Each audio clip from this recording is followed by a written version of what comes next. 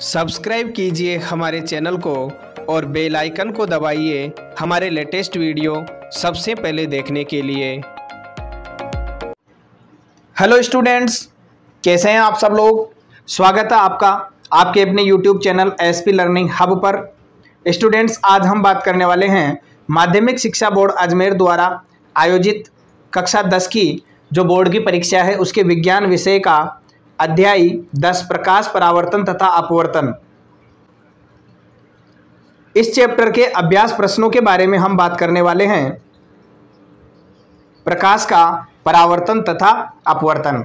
जैसा कि आप लोगों को पता है कि हम अभी जो हमारी परीक्षा की तैयारी के लिए टेस्ट सीरीज चल रही है उसमें 20 एमसीक्यू टाइप क्वेश्चंस को ले रहे हैं और इन 20 एमसीक्यू टाइप क्वेश्चंस के साथ में आप लोग लगभग 60 क्वेश्चन को सोल्व कर रहे हो। तो ध्यान दीजिए, इस 20 प्रश्नों में 60 प्रश्न कैसे हल हो रहे हैं ये तो आप लोगों को तभी पता चलेगा जब आप वीडियो में अंत तक बने रहोगे। ठीक है, तो चलते हैं, बिना टाइम वेस्ट किए शुरुआत करते हैं आज की क्लास की। आज की क्लास का पहला प्रश्न ये रहा आप लोगों के सामने। प्रकाश की किरणें गमन करती है ऑप्शन ए सीधी रेखा में, बी टेढ़ी रेखा में, सी किसी भी दिशा में और डी इनमें से कोई नहीं। तो ध्यान दीजिएगा, आप लोगों ने अगर राजस्थान बोर्ड वाली 7th क्लास की बुक देखी होगी तो वहां आप लोगों ने ऐसे देखा होगा कि एक व्यक्ति क्या करता है, 2 पाइप लेता है, खोखले पाइप, और उनमें से किसी लाइट सोर्स, प्रकाश स्रोत जो होता है उसको देखता है। एक स्थिति ये होती है, दूसरी स्थिति ये होती है। ये पाइप बीच में से मुड़ा हुआ रहता है, इधर प्रकाश स्रोत होता है। तो ध्यान दीजिए, जब इसमें से देखता है तो ये प्रकाश स्रोत दिख जाता है, लेकिन जब इसमें से देखता है तो ये प्रकाश स्रोत दिखाई नहीं देता है। क्यों? क्योंकि ये बीच में से मुड़ गया, इसमें बेंड आ गया, ये सीधा सीधा जा रहा है। तो यहाँ से सिद्ध हुआ था कक्षा 7 में कि प्रकाश क्या करता है, प्रकाश की किरणें सीधी रेखा में गमन करती है। तो यहाँ सही आंसर की अगर मैं बात करूं तो यहाँ सही आंसर हो जाएगा ऑप्शन ए सीधी रेखा में। ठीक है, दूसरे प्रश्न की तरफ चलते हैं और दूसरा प्रश्न ये रहा आप लोगों के सामने। प्रश्न है, निम्नलिखित में से किसका अपवर्तनांक सबसे अधिक होता है। ऑप्शन ए वायु, बी बर्फ, सी कांच और डी हीरा। आप लोगों को बताना है कि इनमें से किसका अपवर्तनांक सबसे अधिक होता है। तो सबसे अधिक अपवर्तनांक तो भाई हीरे का होता है, डायरेक्ट मैं बता देता हूं, ऑप्शन डी यहां सही आंसर होगा। लेकिन अब चारों का पता तो चले अपन को कि किसका अपवर्तनांक कितना है। तो देखिए, वायु के अपवर्तनांक की अगर मैं बात करूं तो 1.0003 ये तो होता है वायु का। बर्फ के की अगर मैं बात करूं तो बर्फ का होता है 1.31। कांच की अगर मैं बात करूं तो कांच का होता है 1.5। और हीरे की अगर बात की जाए तो भाई हीरे का होता है 2.42। कितना होता है? 2.42 होता है। तो बताओ इनमें सबसे ज्यादा कौन सा हुआ, 1.003 या 1.31 या 1.5 या 2.42। तो ध्यान दीजिए, सबसे ज्यादा हो गया 2.42 मतलब हीरे का, और सबसे कम की अगर मैं बात करूं तो सबसे कम हो गया 1.00003 है ना। तो ये हो गया वायु का। तो वायु का सबसे कम, हीरे का सबसे ज्यादा। तो अगर अपन सबसे ज्यादा से कम की तरफ चलें तो नंबर 1 पे हीरा, फिर कांच, फिर बर्फ और फिर वायु। कम से ज्यादा की तरफ चलें तो देखो वायु, बर्फ, कांच और हीरा। ऑप्शन भी किस तरीके से सेट किए हुए हैं। अब यहां पर आप लोगों के 4 क्वेश्चन तो लगभग कंप्लीट हो ही गए। ठीक है ना, चलते हैं नेक्स्ट क्वेश्चन की तरफ। तीसरा प्रश्न आपका ये रहा। प्रश्न है, निम्नलिखित में से किस लेंस को अभिसारी लेंस कहते हैं। पहला उत्तल लेंस, दूसरा अवतल लेंस, तीसरा ए व बी दोनों, और चौथा बाइफोकल लेंस। बाइफोकल का मतलब होता है दोनों लेंस इसमें होते हैं। ठीक है ना, तो किस लेंस को अभिसारी लेंस कहते हैं। अरे भाई, अभिसारी लेंस तो उत्तल को ही कहते हैं। Option A is the correct answer. इसकी पहचान मैं बता देता हूं, बाइफोकल नहीं, उत्तल लेंस जो होता है किनारों पर से तो क्या होता है, पतला होता है, और बीच में से क्या होता है, मोटा होता है। यही होता है उत्तल लेंस। ठीक है, नेक्स्ट क्वेश्चन की तरफ चलते हैं। चौथा प्रश्न ये रहा। प्रश्न है, निम्नलिखित में से किस माध्यम में प्रकाश की चाल सबसे अधिक होती है? प्रकाश की चाल कौन से माध्यम में सबसे अधिक होती है? आपको पता है क्या प्रकाश को चलने के लिए, प्रकाश को गति के लिए माध्यम की आवश्यकता होती है क्या? नहीं होती। प्रकाश को गति के लिए माध्यम की आवश्यकता नहीं होती, लेकिन यहाँ जो माध्यम दिए हुए हैं इनमें इनकी गति पूछ रहा है, तो इनमें ही हमको गति बतानी है भाई। क्या करें? तो देखिए, पहला ऑप्शन दे रखा है कांच, दूसरा पानी, तीसरा लोहा और चौथा निर्वात।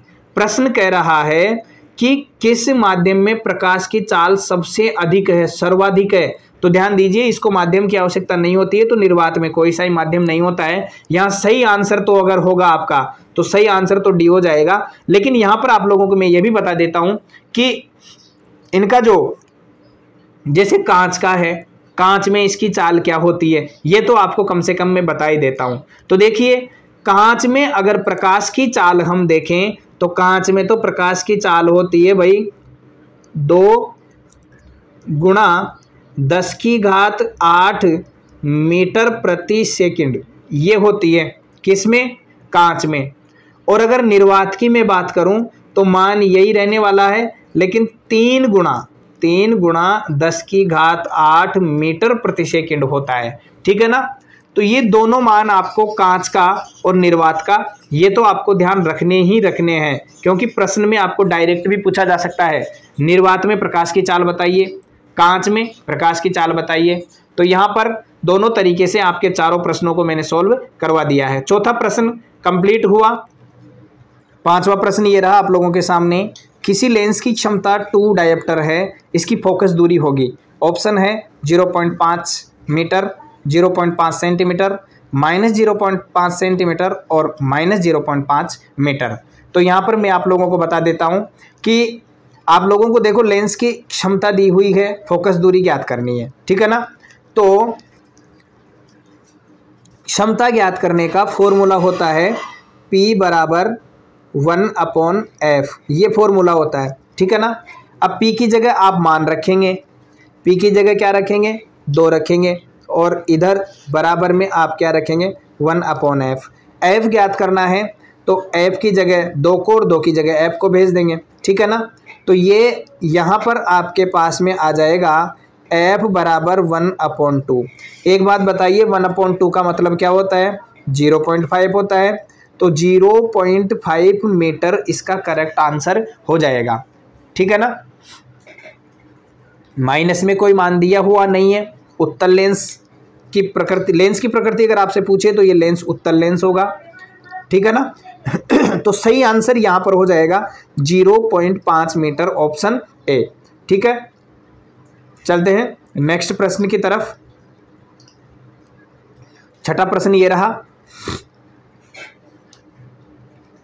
कौन सा दर्पण आमतौर पर वाहनों में पीछे देखने के रूप में उपयोग किया जाता है? वाहनों को साइड में जो मिरर लगा रहता है, साइड मिरर, पीछे के वाहनों को देखने के लिए, वो कौन सा मिरर होता है? यह आप लोगों को देखना है। ऑप्शन ए समतल दर्पण, बी उत्तल दर्पण, सी अवतल दर्पण और डी अवतल लेंस।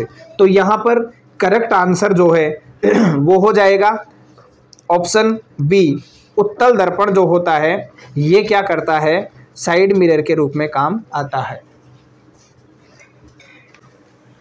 तो यहाँ करेक्ट आंसर हो गया आपके ऑप्शन बी, उत्तल दर्पण, जो वाहनों में पीछे देखने के लिए काम में लिया जाता है। कौन सा दर्पण होता है? उत्तल दर्पण होता है। ठीक है, चलिए नेक्स्ट क्वेश्चन की तरफ चलते हैं।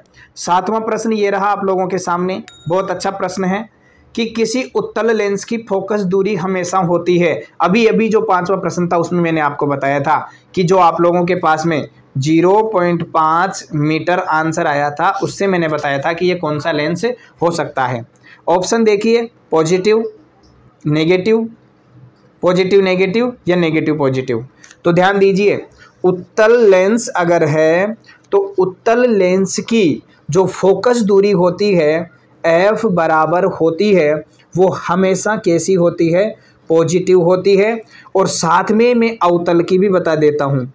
अवतल लेंस की अगर बात करें हम, तो अवतल लेंस की फोकस दूरी हमेशा नेगेटिव ही होती है। तो यहाँ पर सही answer option A is the correct answer. चलिए नेक्स्ट क्वेश्चन की तरफ। 8वां प्रश्न है, नई कार्तीय चिन्ह परिपाटी के अनुसार दर्पण के सामने रखे गए बिंब की बिंब दूरी ली जाती है। कैसी ली जाती है? धनात्मक, या कभी धनात्मक कभी ऋणात्मक, या ऋणात्मक, या फिर इनमें से कोई नहीं। तो यहाँ पर सही आंसर जो होगा वो ये होगा option C.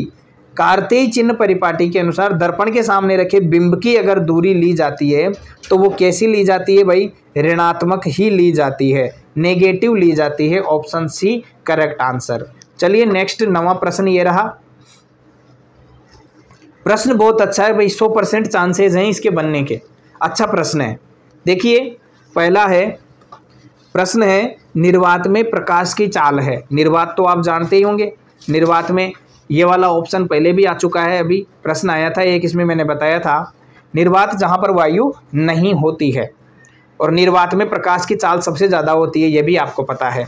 Option A 3 × 10⁸ metre प्रति सेकंड। दूसरा है 3 × 10⁸ सेंटीमीटर प्रति सेकंड। तीसरा है 3 × 10⁸ किलोमीटर प्रति सेकंड, या फिर इनमें से कोई नहीं। तो वहाँ पर मैंने आप लोगों को बताया था कि निर्वात में जो प्रकाश की चाल होती है ना, वो होती है 3 × 10⁸ मीटर प्रति सेकंड होती है। तो भाई सेंटीमीटर और किलोमीटर वाले ऑप्शन को काट दो, अपने आप ही आपके पास में ऑप्शन ए बच जाएगा। ठीक है ना? ऑप्शन ए है 3 × 10⁸ मीटर प्रति second. Option A is the correct answer. ठीक है, तो यहाँ पर करेक्ट आंसर हो गया ऑप्शन ए 3 × 10⁸ मीटर प्रति सेकंड, ये करेक्ट आंसर हो जाता है। चलिए नेक्स्ट क्वेश्चन की तरफ चलते हैं। 10वां प्रश्न ये रहा आप लोगों के सामने। बहुत अच्छा प्रश्न है, थोड़ा सा डीपली आपको पढ़ सकता है क्योंकि न्यूमेरिकल टाइप है। प्रश्न है, एक उत्तल लेंस की क्षमता 1 डायोप्टर है तो उस लेंस की फोकस दूरी है। अरे तुम एक लेंस की क्षमता आप लोगों को दे रखी है 1 डायोप्टर, लेंस की फोकस दूरी याद करनी है +10 सेंटीमीटर -10 सेंटीमीटर, +100 सेंटीमीटर या -100 सेंटीमीटर। तो देखिए डी वाला ऑप्शन तो ऐसे ही करेक्ट कैंसिल हो जाएगा क्योंकि यहाँ सेंटीमीटर नहीं AM लिखा हुआ है। ठीक है, और आप लोगों को फॉर्मूला पता होगा कि लेंस की क्षमता ज्ञात करने का जो फॉर्मूला होता है P = 1/f होता है। और इसी हिसाब से अगर हम देखते हैं इसको, तो लेंस की क्षमता दे रखी है आपको 1 डायोप्टर और फोकस दूरी ज्ञात करनी है तो 1/f। अगर हम फोकस दूरी ज्ञात करना चाहते हैं तो देखिए इसको इधर भेज दो, इसको इधर भेज दो, तो देखो f यानी फोकस दूरी बराबर क्या आ जाएगा? 1/1 आ जाएगा। तो यहाँ पर दोनों को कैंसिल करना चाहो तो एक बार ही आएगा, मतलब f बराबर यहाँ आंसर क्या आ जाएगा? 1 मीटर आ जाएगा।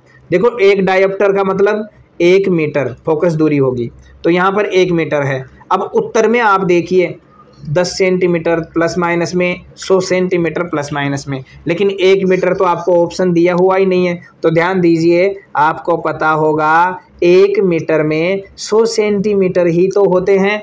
तो यहाँ सही आंसर आपका हो जाएगा ऑप्शन सी, प्लस का 100 सेंटीमीटर। ध्यान दीजिए, अब प्लस का ही क्यों माने सर? आप सोचोगे कि सर प्लस का ही क्यों माना? तो उत्तल लेंस में जो क्षमता होती है, फोकस दूरी होती है, उसका मान क्या होता है? हमेशा पॉजिटिव ही होता है, इसलिए ऑप्शन सी करेक्ट हो जाएगा। नेक्स्ट प्रश्न 11वां ये रहा आप लोगों के सामने। चलिए नेक्स्ट क्वेश्चन की बात करते हैं।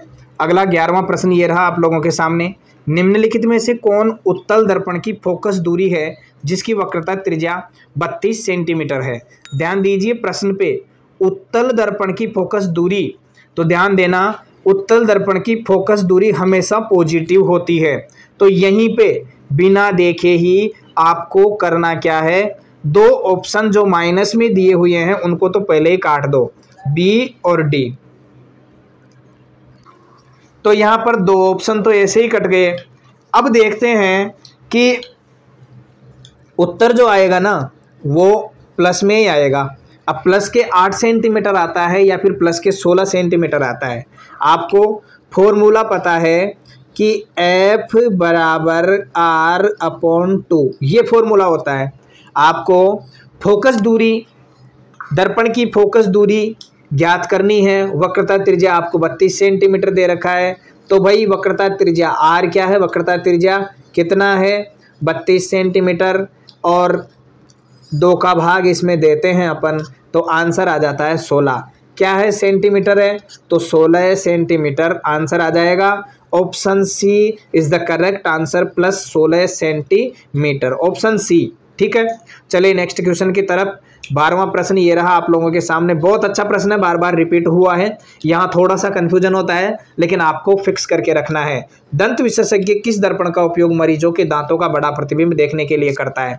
ध्यान दीजिए, बड़ा प्रतिबिंब करने के लिए देख रहा है, तो थोड़ा सा आपको दिमाग लगाना है यहाँ पे और गलत नहीं करना है। ऑप्शन ए है समतल दर्पण, ऑप्शन ए क्या है, समतल दर्पण, ऑप्शन बी है अवतल दर्पण, ऑप्शन सी उत्तल दर्पण, और डी इनमें से सभी।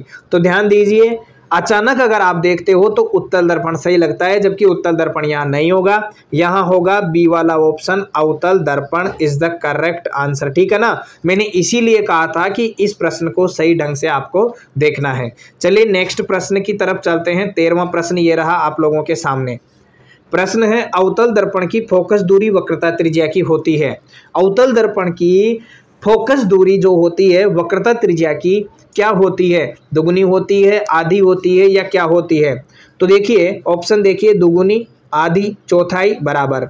तो देखो या तो दुगुनी होगी या आधी होगी, तो चौथाई बराबर तो हो नहीं सकती, 2 को काट दो।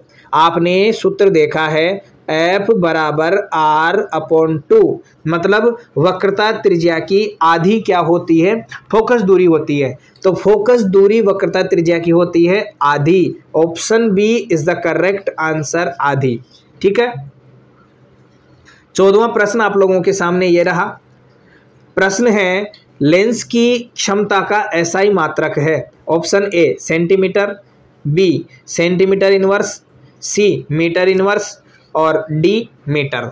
तो लेंस की क्षमता जो होती है, लेंस की क्षमता किसमें ज्ञात करते हैं ये आप लोगों को देखना है, और यहाँ पर ऑप्शन आ जाएगा मीटर इनवर्स वाला। Option c is the correct answer. Next question की तरफ चलिए। 15वां प्रश्न है, सर्च लाइट का परावर्तक सतह होता है। सर्च लाइट की जो परावर्तक सतह होती है वो किसकी होती है, किस लेंस की होती है? ऑप्शन ए कैसी होती है, उत्तल, बी अवतल, सी समतल, और डी कोई नहीं। तो यहाँ पर ध्यान दीजिए, सर्च लाइट की जो परावर्तक सतह होती है ना, ये परावर्तक सतह कैसी होती है? परावर्तक सतह होती है अवतल। ऑप्शन बी करेक्ट आंसर हो जाएगा। नेक्स्ट क्वेश्चन की तरफ चलिए। 16वां प्रश्न ये रहा। प्रश्न है, परावर्तन के नियम से निर्धारित होता है। परावर्तन का जो नियम है उनमें से क्या निर्धारित होता है? ऑप्शन पढ़िए, आपतन कोण बराबर परावर्तन कोण। हाँ बिल्कुल सही है, आपतन कोण परावर्तन कोण बराबर होते हैं। दूसरा ऑप्शन, परावर्तन कोण अपवर्तन कोण। नहीं भाई, यहाँ बात परावर्तन की चल रही है तो यहाँ अपवर्तन आ गया, ये तो गलत हो जाएगा, गलत है। ऑप्शन सी, आपतन कोण और विचलन कोण। नहीं, आपतन कोण और विचलन कोण से तो यहाँ कोई मतलब नहीं है। और ऑप्शन डी, इनमें से कोई नहीं। तो इनमें से कोई नहीं भी नहीं है, एक सही है। तो ए वाला ऑप्शन है बिल्कुल सही है। आपतन कोण और परावर्तन कोण दोनों क्या होते हैं? बराबर होते हैं, जिसको हम कोण आई बराबर कोण आर से लिखते हैं। ठीक है, तो यहाँ पर कोण आई और कोण आर क्या होंगे? बराबर होंगे। नेक्स्ट क्वेश्चन की तरफ चलते हैं। 17वां प्रश्न ये रहा। बहुत अच्छा प्रश्न है, न्यूमेरिकल है। एक अवतल दर्पण की फोकस दूरी 10 सेंटीमीटर है, उसकी वक्रता त्रिज्या होगी। देखो दर्पण कौन सा है भाई? अवतल दर्पण है, और अवतल दर्पण की फोकस दूरी 10 सेंटीमीटर आप लोगों को दी हुई है। कितनी दी हुई है? फोकस दूरी दी हुई है 10 सेंटीमीटर, और वक्रता त्रिज्या आप लोगों को ज्ञात करनी है। आपको सूत्र पता है, सूत्र क्या है? F बराबर R/2। देखो भाई R कितना है, फोकस दूरी 10 सेंटीमीटर दे रखी है, R दिया हुआ नहीं है तो R/2 लिख लीजिए।